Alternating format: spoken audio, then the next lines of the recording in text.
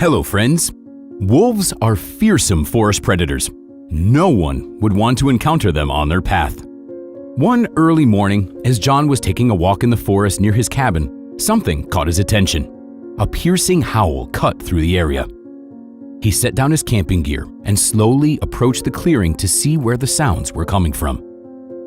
There, John spotted a massive forest wolf. At first, he got scared and couldn't move. But then he realized that the wolf was caught in a trap. The wolf looked exhausted, as if it had lost all hope of salvation. John felt very sorry for the animal and decided to help it. But as he got closer, the wolf got scared and attempted to pull on the chains. The animal started growling, and its fur stood on end, although it was more out of fear than actual anger. John stepped back so as to avoid getting hurt, but then he noticed something unexpected. The wolf was a female.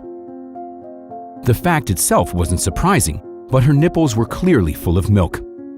This meant that there were also pups somewhere, eagerly waiting for their mother.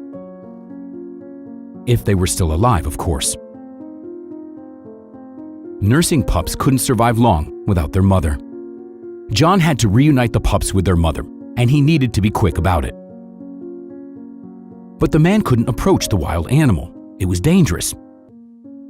A wild animal's behavior is always hard to predict, and especially so in such a stressful situation. The wolf seemed to be dying. She must have lost a lot of blood due to the leg injury. Leaving her there would mean certain death. John promised himself that he would save the animal. After everything he'd been through in his life, he'd learned never to give up. He knew that every second he lost could mean the death of both the she-wolf and her pups. He had to act immediately. Not knowing how to release the wolf's leg from the trap, he summoned all of his courage and gently touched her paw. To his surprise, the she-wolf didn't even move. It seemed she was losing consciousness. John carefully held the wolf's head with one hand and pressed the release button on the trap with the other. But the trap didn't open. It was jammed. The mechanism was bent, probably from the wolf's attempts to escape. John didn't have time to think. He grabbed a rock and hit the trap's release button. He kept hitting it until it finally opened. Then he gathered all of his strength and lifted the she-wolf onto his shoulder to take her back to his cabin. It was only a few hundred meters away, but it still took the man nearly an hour to get there. John placed the she-wolf by the fireplace. She was very cold. Then he examined the wolf's wound, after which he cleaned and treated it. Thanks to his medical background, he knew exactly what to do. Her leg was injured, but fortunately, it wasn't broken. If he had waited longer, she would have definitely lost the leg. The she-wolf slowly started showing signs of life, and then she growled at him again. John realized that she would be fine.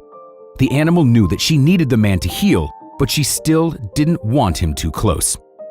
After taking care of the she-wolf and seeing her condition improve, John set out to find the pups. But how could he find the den?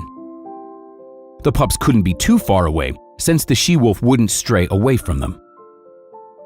With his past experience in the Canadian Armed Forces, John had a lot of survival and tracking knowledge.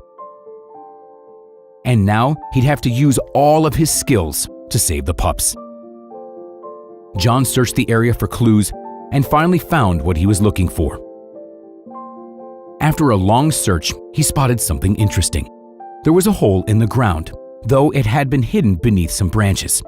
It was the very den he'd been searching for. The only problem now was getting the pups out. They were trained to stay in there until they heard their mother, even if it meant that they would die. John was determined to do whatever it took and began to howl like a wolf. Nothing happened. He tried again, but still nothing. He decided to crawl into the den when suddenly a tiny, starving wolf emerged from it. It was howling from hunger, which was likely the main reason it risked coming out even though it didn't hear its mother's voice. The first pup was soon followed by the others. Knowing that he couldn't carry all 4 pups in his arms, John carefully put them all in a bag. He just needed to make sure that there were no other pups left in the den. Sticking his head inside the wolf's den was a bad idea, but the thought of leaving anyone behind was unacceptable. John had to make sure. Thus, he lay down on his stomach and crawled inside. Fortunately, the den wasn't as deep as he'd thought. He searched the den, but saw no other pups. Now, John could leave with a clear conscience, knowing there were no pups left behind. He grabbed the bag with the pups and returned to their mother. Carrying the bag was incredibly difficult, but it didn't stop John. The mother wolf must have heard her pups approaching the house. She began to howl. John carefully took out the pups and released them one by one. He worried that his scent on the pups might make the mother reject them. The pups ran straight for their mother. She sniffed them, and for a moment, John held his breath. Would she recognize them? The mother started licking her pups. She lay down, and the pups started nursing eagerly. The she-wolf was probably hungry and thirsty, so John brought a few pieces of meat and tossed them to her one by one. Perhaps she still didn't completely trust him, but she gladly accepted the food he gave her. Soon, the wolf family moved to the porch. Every day, John would go out with fresh fish or meat for the wolves, but he would always leave his door open so the pups could come in and warm up. One day, something very unexpected happened. When John returned from the store, he was deeply shocked by what he saw. His yard was filled with a pack of wolves. They came to visit the she-wolf. It must have been her family. John wasn't ready to face a pack of wolves in his yard. He froze in fear for a moment. That was when the pups ran out to him, happy to see their friend. The larger wolves turned, growling and standing with their fur on end. They seemed to be ready to attack. Suddenly, one of the wolves barked loudly. It was the she-wolf that John had helped. As soon as she barked, all the other wolves backed off and seemed completely submissive. Nevertheless, John felt very uneasy. He quickly went inside his cabin and locked the door behind him. A few days later, he noticed that the she-wolf was feeling much better. And another couple of days after that, she barked at her pups, after which they all got up and followed her. John understood that they were leaving for good. He never saw the pack, the she-wolf, or the pups again, but he knew he had done the right thing. And that's it for today, friends. If you felt as touched by this story as we did, give this video a thumbs up. Thank you for watching, and we'll see you next time.